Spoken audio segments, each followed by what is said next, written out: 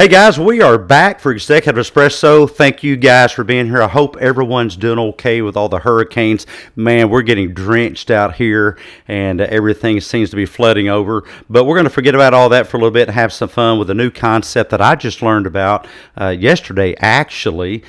Tech twins, digital twins, and my friend Amy, our friend Amy, is back to talk to us about that. Amy is a tech lover, life extender. She's a community host all on her own, a health guru, app creator, a social media pro, and ever and always the resilient, adaptive, curious explorer. And so you guys remember her from last week talking about how to tech up your health. And so for those of you who've always wanted a twin or a triplet or quadruplet of you, literally cloning yourself digitally, Amy is here to tell us about that. So Amy, let's get started here. What's this thing about digital twins? Well, it's something that actually, has been going on for quite some time in technology in the tech world. But more recently, people are exploring in areas of health, in the car industry, also, and in very like lots of different industries, in the healthcare industry, in the medicine industry, and and one of the things that's very interesting is in how we're using this technology in digital twins. Ford has used it with cars to like show how the vehicles work, and then further on, in the healthcare industry, we're using it to see how medications work. And essentially, what it is that a digital twin is just the data that makes up you and the actual like physical makeup of you, right, in the digital form. And so it's just really replicating everything that's known about you. So all of the data that you put out every single day, like, your social security number, all the medications that you take, anything that's information that's out there, it can be codified into one entity, and then also given that kind of image of you, like Dr. Heath. This is Dr. Heath's digital twin, and it would just be like a replica of you, and representing all of the things that you do. That is just amazing. And so I want to talk about where this stuff is going and to kind of move forward into healthcare. You sent me a link, and thank you very much. I was fascinated. I DM'd you right away, and I said, oh my gosh, my mind is just exploding with all the use cases for this. And I started reading up in particular on the use of digital twins in medicine. And my son, who's in med school, I went ahead and sent it to him. He started reading it right away. I said, I'll bet that nobody in your med school, or at least not very many, know about the use of digital twins in medicine. Now, one thing I didn't read about because I kind of skimmed it. I'm going to go back and give it a deeper read later. Is the use of digital twins by pharmaceutical companies to manufacture medication or test medication? How might you imagine that works? So how that works essentially is that then um, the medical community is then there, in that kind of sense with the testing, they're trying to see what exactly are the effects on the individual, and they're looking at all of the nuances of the individual and how the individual would react to that medication before the individual would before you, Dr. Heath, taking the medication. We're going to see how does Dr. Heath's digital twin react to all Yeah, I those. mean, if my digital twin goes into anaphylactic shock, that'd be better than me because, my digital twin can recover and me maybe not so much. I may be less Right. resilient than I used to be. And as you're talking, I'm thinking about that they could, already there's compounding in pharmacies that you can go into a pharmacy and the pharmacist can really dial in medication just for you. And that's a fascinating thing on its own. But I can see pharmacies providing a service to just really, really find, at an atomic level, dial in different compounds for their patients, and maybe they can select in one thing and select out another, so that if they have a certain allergy or a certain lifestyle, or they can't tolerate a certain medication regimen, that they could test it out on that digital twin. And man, all this is just fascinating. I saw, I think before you and I talked, oh no, you sent this to me. You sent me Yvonne's. Yvonne's got a great account on X, big into AI. With Alex Utopia, look them up. A great couple of accounts there. Mhm. And Yvonne had a digital twin, so it's not just going to be in auto manufacturing. It's not going to be just in medicine. It's also going to be in social media. And I'm imagining even movies at some point, a digital twin of one of my favorite actors, Anthony Hopkins. It's already happening, really. It really already is. I mean, digital twins, it's something that is more popularized now, but it's something that has been worked on and has been done for quite some time. And somebody yesterday asked me actually, um, what do you think about your digital twin? What are what kind of relationship do you have with your digital twin? And I was like, well, I don't think I have a digital twin. And she said to me, that you know of.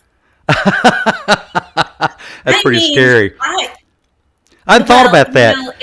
it could be, it could, and let's think about the possibilities. There It's could a be scary thought digital because I'm a twins big out fan of Boston. I'm a big fan of Boston legal, and I'm not going to really say this on the air. It's kind of over the top. You guys will have to go look this up. But the fabulous Denny Crane was, in love with one of the other attorneys in the firm, and he had a blow up twin of her, and he kept it hidden in the closet. And so, man, there's going to have to be some laws come into effect about, is it okay to produce a digital twin of Amy outside of Amy's knowledge, and it looks like Amy. And then you've got Tesla making all the robots, and sooner or later we'll be able to make a. robotaxi. Say that again. Robotaxi. So this is a really big thing that is going to be coming out on October 10th, 10/10, is the robot taxi through Tesla. It's the going to be the autonomous vehicle, and it's going to be done with the Cybertruck. It's going to be a Cybertruck but smaller, and it's going to be an autonomous vehicle. Just like what we see with Waymo. Oh my goodness! Is it going to have the digital taxi driver up front, like that Arnold Schwarzenegger movie? That would be kind of No, freaky to actually have your own taxi driver. Maybe you could have a digital no, twin of no. Danny DeVito, and he's your taxi driver. No, it actually, it's not going to have a steering wheel or pedals, and Ah, it's just to move autonomously on just a its big own. box you sit in. Yeah. That is incredible. That's incredible. And so let's kind of move on into what Move are on. some Yeah, well, we're already there, but my point number three, my question number three was, let's talk about some tech twins or digital twins. I just put down tech twins in the strangest places, and so maybe I mean, what I don't know. Let's just think outside the box. What are some digital twins that might show up in some of the weirdest places? I can see people actually getting a marriage certificate for their digital twin, and they literally marry themselves because they're the only person evidently that they can get along with. I have patients just like that. They're the That only one that they can get along with, so they just need a digital twin. It'll be a marriage made in heaven. Yes, I love it. I love that. I love that idea. That is so perfect. And yeah, other, great examples. Well, I mean, you marry your digital twin. What happens if you have to divorce them? Holy moly. Yeah. Yeah. Digital divorce court. Yeah, and who gets the computer? Do they get to Oh, keep the hardware and the software, or is all that dissolved? Which I guess builds a case for digital twin euthanasia. I know. I know. I mean, or oh my goodness, having a funeral for your digital twin. Uh, How's your twin? Digital twin funerals. I can see it happening. I can see it happening. One of my favorite movies is with the OG Batman, Michael Keaton, Hmm. who the best Batman of all time, Yes, and yes, that's but right. he has another movie called Multiplicity. If you're thinking about digital twins and you've not seen the movie Multiplicity, you should watch this movie, because this is just ripped from that movie, where there's just not enough of it to go around. I was thinking just this morning I had a early patient session. I had a power outage in part of the house. My puppy dog Scruffy poo-pooed in the floor. I had a patient in crisis. I had my son on the line wanting me to find things for his med school wilderness medicine trip. And if I just had five of me, it would have been perfect. And then I was getting ready for the interview. So I can see where it's just the whole multiplicity thing, which, by the way, I'm not going to spoil it, but it's interesting how that works out. So be careful what you wish for. And so take a look at the movie Multiplicity. Another thing I'm thinking about is multiplicity for the new age, digital Right? twins for the new age. I can see parents having children, and the data gathering starts at delivery. And so really there's an entire record of this kid's whole life that follows Yeah. them, which kind of brings into the fore who gets to choose what gets tracked and measured. Is it the parents? Does that segue to the kid gets to decide what gets tracked? Are insurance companies going to have access to this? Employers, governments, because already people that do bad things to themselves are punished for it. In other words, like I said last week, some companies will have you get your annual physical, and I guess you can opt in or opt out. But if you don't opt in, or you opt in and you're not taking good care of yourself, that data gets shared with your company some way, and you don't get the savings in your health plan. So Right. the whole digital twin thing, the whole data gathering part of that, as we talked last week, some laws to protect privacy. Well, what else are you thinking about that digital? Some use cases, and we'll begin wrapping up here with a quick triple shot of rapid fire questions I have for Amy. If you guys have a question, just go ahead and put it up there. Brenda, thank you. Good morning, Sherry. Brenda says, I'm slow. I need more information on this. I'm intrigued. She needs all the help that I can muster. See, Brenda, we're going to have a movie about Brenda's multiplicity experience when we clone Brenda into about a dozen digital twins. Yes, yes, absolutely. I mean, and you know what? I relate to what you're saying, Dr. Heath, in so many ways, like as being a mother, I woke up this morning, I was like, oh, I have this amazing podcast to do with Dr. Heath. And then, all these things just, spring up. But you know what? Here's the thing. Um, data information, it's just always out there. And we're always kind of thinking to ourselves, oh, with AI, we don't want to give up all of our information. Well, information, it's data. It's not the AI is not looking at your most embarrassing hangups or whatever. It's just trying to piece together all the data information to come up with a solution that's going to be the most viable one for you. you know I mean, if we look at AI as being a solution based kind of technology, more so than something that we're like, oh no, big brother, this is so scary, then we can have a better relationship with the technology and with ourselves, really, and find solutions, because we have so many very, very simple problems in this world, right, that could be easily solved with AI. Yeah, I mean, like understanding how much food should be produced for human beings. If we actually had all the data about the people in this world, then we would know how much food Hmm. could actually be needed. But yeah, that's There could be a digital twin mock-up of everyone on the planet that as soon as you're born, a digital twin is created. You're put in this mock-up Earth, digital planet, and then right. models could be run about, food consumption and, water distribution and resource distribution and that kind of thing. But you're always going to have weird things that can pop up. So I think we're always going to be running to catch up with the technology.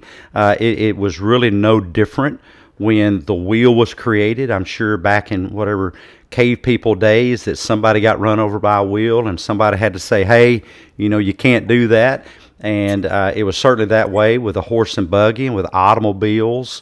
Laws had to run to catch up. But I think that we're going to go through a gradual desensitization where eventually to the new generations it just won't be a big deal. I think we're already there with privacy. A lot of the younger generation look at the older generation. I hate to say I'm in the older generation now, whether I think it's so or not. And they look at the older generation and they say, what's the big deal? Privacy, what's that? Who cares if someone catches you on camera doing something or someone, obtains a video? That they really just don't care. But then it really can get kind of weird. And so here's one thing I'll leave you with. Actually, my brain just kind of came up with this as we're talking, that there are, and this is a little bit on the edge, I'll admit, guys. So if you have sensitive ears or have children in the room, you might want to protect them from this. So you have people, who really want to have children, but people are getting more selective with the children that they have. It's always been that some people want to have a boy or some people want to have a girl or some people want to have a kid that they, think is going to have a high IQ. And so that brought onto the scene sperm banks. And so one last brain teaser for you guys. I think you may wind up seeing digital twin sperm banks where people will try to, find, Elon Musk's data and then somebody else's data as the mother, whoever, Taylor Swift or whatever, and have a digital twin baby, or they will have a digital twin of themselves. And so really they're parenting themselves as a digital twin child, and there may be digital twin adoption agencies. So it's really just a weird world and getting weirder all the time. Let me ask Amy a couple quick questions and we'll move forward here. Actually, I didn't even come up with this stuff until we were just now talking. That's why I love these You know conversations. what? You are on a roll. This is so great. Yeah, digital twin sperm banks and digital twin adoption agencies. So what's your, and I don't know, it may go downhill from here. So let me just ask a couple of questions. What do you think is, Brenda said that she needs us to go slow, and I do too. It's going to take my brain time to catch up with this. So what's a good way to stay on top of all this new developing tech and not just let our minds get blown away by it?